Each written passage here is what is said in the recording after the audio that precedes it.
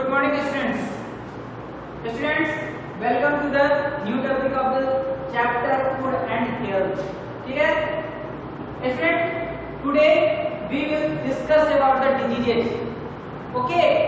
In the last topics we have ended at balanced diet.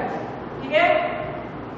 In that topic we have discussed about the lack of nutrition.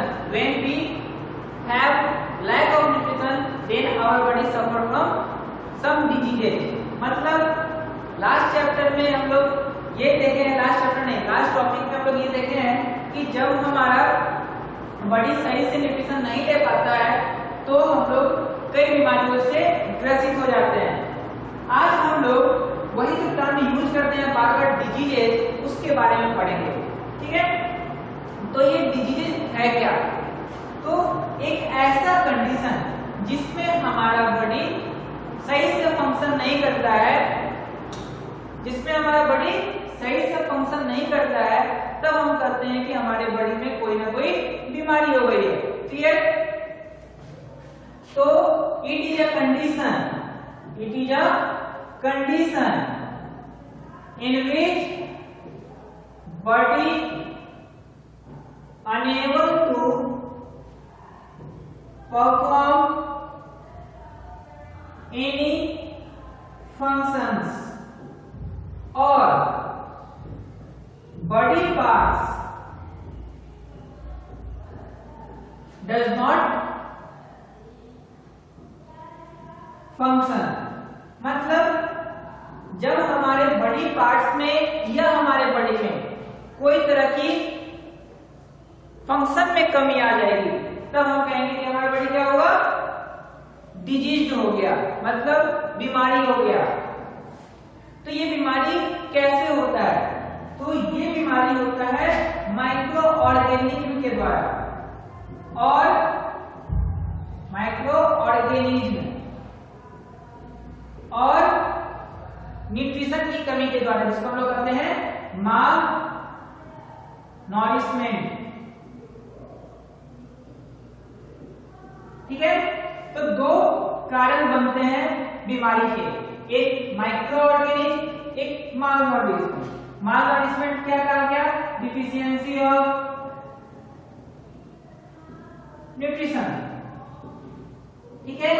जब nutrition की कमी होगी तब हमारा शरीर सही से कोई न्यूट्रिशन नहीं ले पाएगा, किसी चीज की कमी हो जाएगी, तब हम कहेंगे कि हम लोग का शरीर क्या हो गया? माल नॉरिश्ड हो गया, कुपोषण का शिकार हो गया, और हमारा जो न्यूट्रिशन की कमी होगी उससे रिलेटेड वो बीमारी हो जाएगी, जैसा कि हम लोग पढ़ चुके हैं। और माइक्रो ऑर्गेनिज्म क्या है? तो वैसे ऑर्गेनिज्म जिसको हम अपने नेकेड आई से नहीं देख पाते हैं, बहुत छोटे होते हैं वो। माइक्रो और ऑर्गेनिज्म को अगर डिवाइड कीजिएगा तो माइक्रो मतलब होता है क्या? स्मॉलेस्ट, वेरी स्मॉलेस्ट, और ऑर्गेनिज्म मतलब लिविंग थिंग्स। तो ऐसे लिविंग ऑर्गेनिज्म जो बहुत छोटे होते हैं उसको कहते हैं माइक्रो ऑर्गेनिज्म। तो दो कारण बनते हैं हमारे बीमारी के, एक माइक्रो ऑर्गेनिज्म, एक माल नॉरिशमेंट। तो माल नॉरिशमेंट के बारे में हम लोग बैलेंस डाइट में देख चुके हैं। आज हम लोग चर्चा करेंगे माइक्रो ऑर्गेनिज्म के बारे में। तो सबसे पहला आता है कि ये डिजीज कैसे कॉज होता है। तो मैंने ये बोला कि माइक्रो ऑर्गेनिज्म के द्वारा। तो माइक्रो ऑर्गेनिज्म क्या है और ये हम तक कैसे पहुंचते हैं? तो माइक्रो ऑर्गेनिज्म जो है वो हमारे नेचर में हर एक जगह प्रेजेंट है, और इतने छोटे होते हैं कि उनको देख पाना बहुत मुश्किल है। उनको देखने के लिए हाईली माइक्रोस्कोप की जरूरत पड़ती है। ठीक है? आप अपने साइंस लैब में जाइएगा तो वहां पे माइक्रोस्कोप को देखिएगा, तो वो जो माइक्रोस्कोप है उसको हम लोग कहते हैं कंपाउंड माइक्रोस्कोप। उससे भी पावरफुल माइक्रोस्कोप की जरूरत पड़ती है ऐसे ऑर्गेनिज्म को देखने के लिए। तो जो माइक्रो ऑर्गेनिज्म डिजीज कॉज करते हैं उसको हम लोग वर्ड करते हैं, नाम देते हैं पैथोजन या जर्म्स। ठीक है? जो डिजीज कॉजिंग करने वाले जर्म्स और ऑर्गेनिज्म हैं उसको क्या नाम देते हैं? पैथोजन या जर्म्स। ठीक है? यहां तक कोई दिक्कत? चलिए अब हम लोग आगे इसके टाइप्स को देखते हैं कि डिजीज के कितने टाइप्स हैं। यहां तक में किसी को कोई प्रॉब्लम नहीं है? प्रॉब्लम होगी तो डाउट क्लास में जरूर से क्लियर होगा। चलिए, तो डिजीज जो है वो दो प्रकार के होते हैं, एक कम्युनिकेबल और दूसरा नॉन कम्युनिकेबल। ठीक है, तो कम्युनिकेबल जो कम्युनिकेशन सेटअप करे, नॉन कम्युनिकेबल जो कम्युनिकेशन सेटअप नहीं करता है। तो कम्युनिकेबल डिजीज का डेफिनेशन क्या होगा?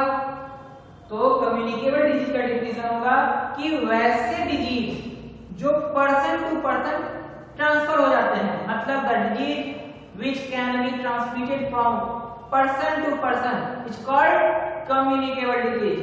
Clear? तो आज हम लोग इस टॉपिक को लेकर चलेंगे, कम्युनिकेबल डिजीज। तो क्या कहेंगे? The disease which is transmitted from person to person।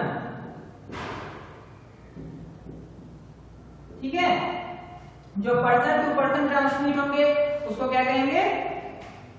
Communicable disease. यहां तक कोई दिक्कत नहीं? चलिए, अब हम लोग कुछ माइक्रो ऑर्गेनिज्म जो अभी हम लोग सुने उसके बारे में जानते हैं। तो माइक्रो ऑर्गेनिज्म बहुत प्रकार के होते हैं, लेकिन जो डिजीज कॉज है वो है बैक्टीरिया, वायरसेस और फंजाई। क्लियर? बैक्टीरिया, वायरसेस और फंजाई। तो देखिए, ये तीनों जो आपके माइक्रो ऑर्गेनिज्म हैं, ये हम तक कई माध्यम से पहुंच सकते हैं। तो माध्यम क्या हो सकते हैं? एयर और वाटर। क्लियर? तो जो ऑर्गेनिज्म एयर के द्वारा हम तक पहुंचते हैं उसको कहते हैं एयरबॉर्न डिजीज। मतलब जो डिजीज एयर के द्वारा हो, वैसे ऑर्गेनिज्म जो एयर के रास्ते हम तक पहुंचे और फिर हमको बीमार करे, वैसे डिजीज को क्या कहेंगे? Airborne disease. जबकि जो वाटर के सहारे हम तक पहुंचते हैं, वैसे ऑर्गेनिज्म जो डिजीज कॉज करते हैं तो उसको कहते हैं वाटर बॉर्न डिजीज। क्लियर? कोई दिक्कत? तो जर्म्स जो है वो हम तक दो रास्ते से आ सकते हैं, एक एयर के द्वारा और एक वाटर के द्वारा। तो आते कैसे हैं? तो हमारे शरीर के अंदर उनको एंटर करने का तीन रास्ता है। कौन कौन? माउथ, नोज और आईज। ठीक है, एयर से या वाटर से हमारा कांटेक्ट होगा तो हमारा बॉडी कहां से ओपनिंग है? माउथ से, नोज से और आईज से। तो ये तीन रास्ते से हमारा जम्स इन कर सकता है हमारे बॉडी में और फिर हम बीमार पड़ सकते हैं। ठीक है, यहां तक कोई दिक्कत? चलिए, अब आगे हम देखते हैं कि और कौन तरीके हैं। तो देखिए, डायरेक्ट कांटेक्ट से भी कुछ बीमारियां होती है, फिजिकल कांटेक्ट, जैसे एड्स। ये डायरेक्ट कांटेक्ट से होने वाली बीमारी है। उसके बाद हेपेटाइटिस बी,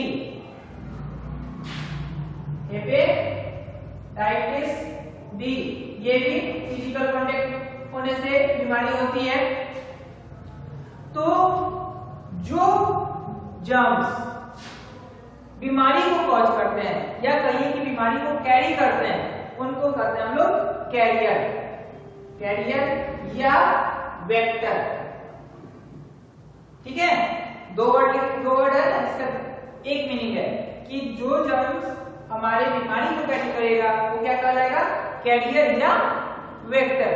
कोई दिक्कत?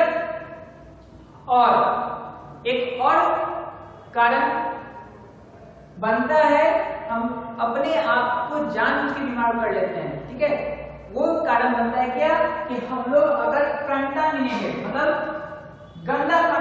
जो सड़ा हुआ मतलब बासी भोजन कर रहे हैं या गंदा पानी पी लें, तो उस केस में भी हम लोग क्या होते हैं, बीमार पड़ जाते हैं। तो ये देखिए हम लोग जानते हैं कुछ जगह पे जान के अनजान में जानते हैं कि इससे हमको कुछ नहीं होगा, लेकिन हम जानते हैं क्या कि खुला हुआ जो ढका हुआ खाना नहीं होता है उसको नहीं खाना चाहिए, ढका हुआ पानी जो नहीं होता है उसको नहीं पीना चाहिए, फिर भी हम लोग क्या करते हैं उसमें जी लेते हैं। तो नहीं, वो जो चीज है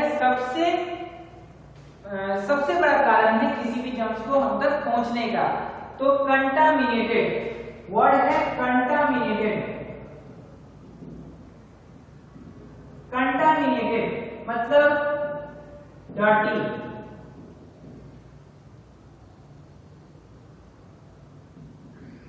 डर्टी।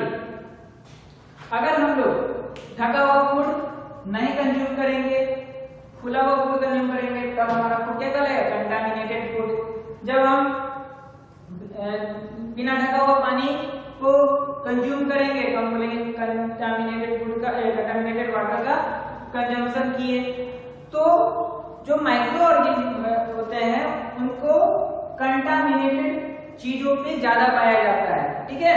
जो डर्टी चीज होते हैं वो ज्यादा कहाँ पाए जाते हैं, कंटामिनेटेड चीजों पे।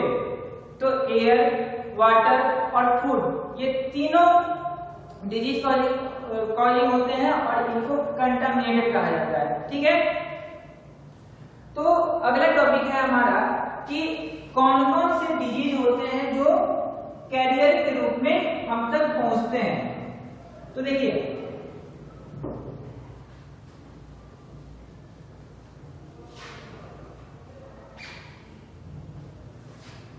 टाइप्स ऑफ माइक्रो ऑर्गेनिज्म,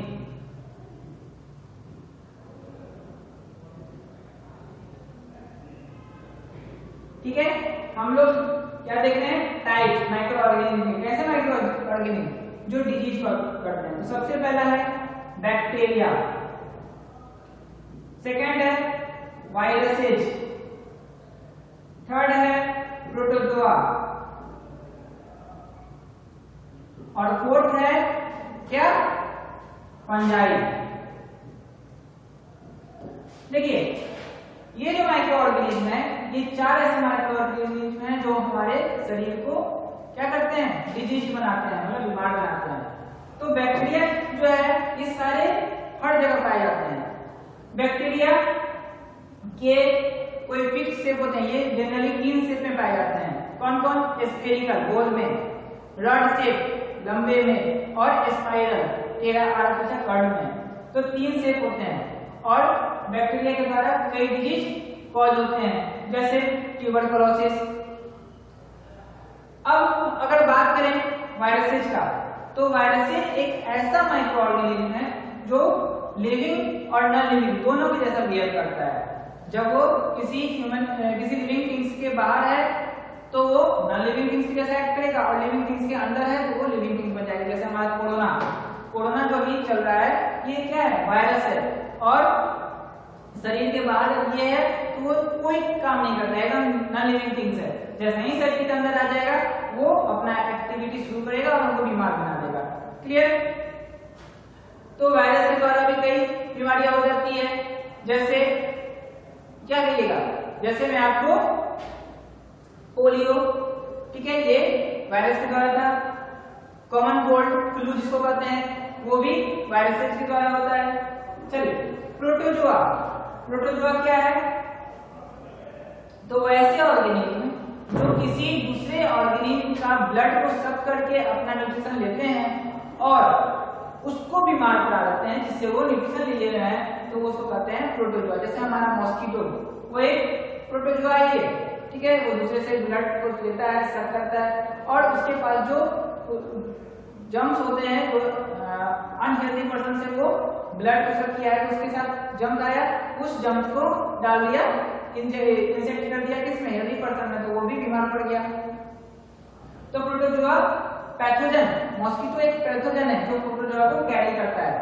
और फंगी, फंजाई, तो फंजाई क्या है, ये थ्रेड लाइक स्ट्रक्चर के ऑर्गेनिज्म है और ये स्किन डिजीज, आई इरिटेशन, बहुत सारी चीजों को कॉज करता है। ठीक है। तो ये सब आपके कुछ माइक्रो ऑर्गेनिज्म है जो डिजीज को कॉज करते हैं।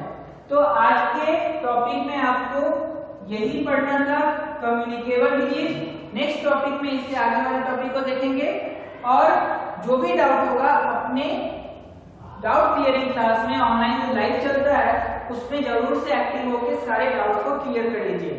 Okay, thank you.